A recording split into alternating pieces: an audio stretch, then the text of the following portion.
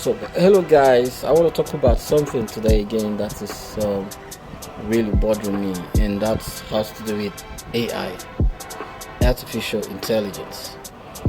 Yeah, I know people say that AI has actually come to make things easy, and you are not wrong by making that statement. But on the other hand, have you actually looked at the other bad parts, the other disadvantage part of AI?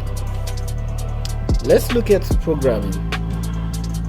I heard some friends the other day saying that AI these days, you can just talk to an AI and AI is going to write all the programs for you. Let me tell you, this this actually is very good for the industries, where industries people can easily manufacture something without disturbing the brain, cracking the brain. It's very good. But the thing is, what about developing nations, the students that want to learn? That creativity will no longer be there anymore. Because what they have succeeded in doing is taking away your thinking ability, that which actually makes you to think. That which makes you to think, because it's the thinking that brings about the creativity. If you cannot think, how are you going to be creative? If you don't engage your thought process, how are you going to be creative? You guys don't even know. You guys don't even know the disadvantage of it. You don't know the disadvantage of it. Because if you were writing the code yourself, your mindset is actually engaged in the thought process, and before you know what's happening, you started creating new inventions, which with such kind of AI that can do anything for you, write your source codes for you, and then give you the final results, debug it and all that, write all the dependencies for you and all that, and you are very happy.